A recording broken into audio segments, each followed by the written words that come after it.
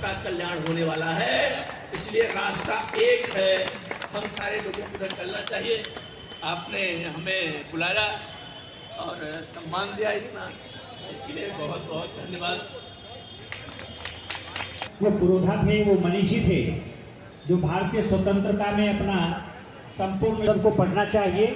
भारतीय स्वतंत्रता के प्रेरक है तो नीति एक ना रही तो निश्चय हमें आपस में बात करने का अवसर भी, समझने का अवसर भी न मिलेगा। तो ऐसे हालात में अखंड भारत की चक्रवर्ती राष्ट्र की कल्पना करना भी बड़ा मुश्किल होगा, क्योंकि जहाँ भाषावाद, क्षेत्रवाद, मैंने कल भी कहा था, जहाँ पर ये वाद है वहाँ पर जो है ना अखंड राष्ट्र की बात करना उचित नहीं। शिक्षा की बात आई, संस्कार की बात आई है, तो हमें अपनी भाषा के प्रति, अपने संस्कारों के प्रति अगर कि जिनके सानिध्य में, जिनकी छत्र छाया में, शक्ति के बीच हमारी संस्कृति बची रही। लेकिन अगर कोई राष्ट्र है तो अपना भारतवर्ष है, जहाँ पर दूसरे की भाषा और लिपि को ही हम लोग पढ़ते हैं, और जो पढ़ते हैं वही सत्य सनातन वैदिक धर्म की। आप स्वागत सम्मान के रूप में जो शब्द अपने प्रतिनिधि सभा जी, आज का जो कार्यक्रम है, अब बोल दीजिए भाई साहब को। 150वें वर्ष जो महर्षि दयानंद सरस्वती ने आर्य समाज की स्थापना मुंबई में की थी, उसका एक कार्यक्रम पटना में मनाया जा रहा है। आर्य समाज का और महर्षि दयानंद का प्रभाव पूरे देश पर रहा, विशेषकर बिहार के इस क्षेत्र में। और उस समय आज जहाँ पर आप बैठे हैं, उस समय विद्यालय खुले थे जिस समय बेटियों को बिहार में पढ़ाने तक का कोई भी व्यवस्थाएं थी ही नहीं, उल्टा धर्म के नाम पर रोका जाता था पढ़ने के लिए। तो आज हम उस दिन को याद भी करते हैं, स्मरण भी करते हैं, जिन दिनों में बिहार में अंधविश्वास और पाखंड को लेकर के चरम था। उस समय आर्य समाज ने इन चीज़ों को बड़ा विरोध किया था और उसका लाभ आज देवचर समाज को पूरी तरह से मिल पा रहा है। तो आज उसी अवसर पर ये बड़ा कार्यक्रम आयोजित किया है, जिसके अंदर आप सब लोग काफी देर से उपस्थित हैं। आप सभी का विद्या बताती है, वह हमें अपने वेद के ज्ञान से सृष्टि का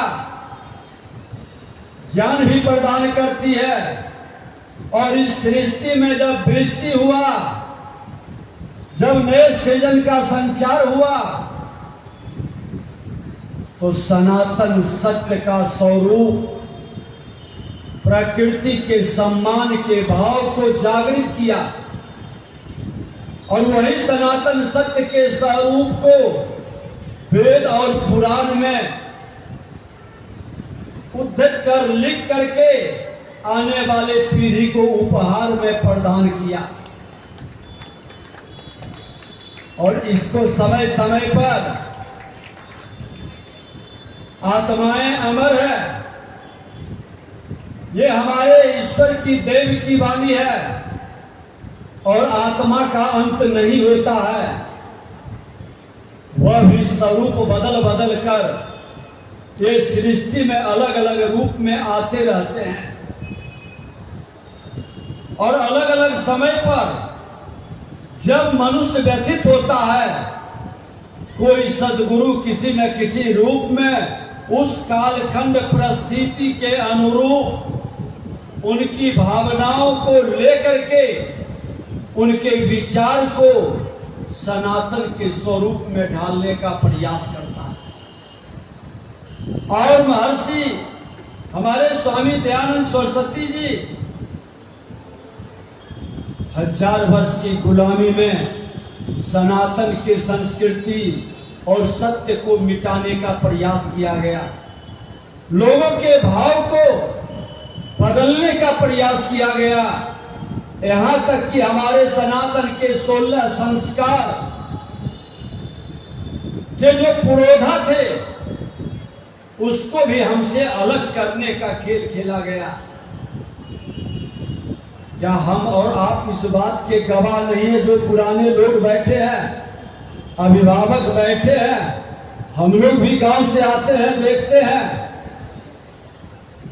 कि जब हम जन्म लेते हैं वह संस्कार का पहला स्पर्श कौन करता था? नए जनरेशन को नहीं पता है। उस समय नर्सिंग होम हॉस्पिटल नहीं था। पहला स्पर्श कौन करता था? जिसको हम अछूत कहते हैं। ये गुलामी की मानसिकता में हमने उसको अछूत कह दिया।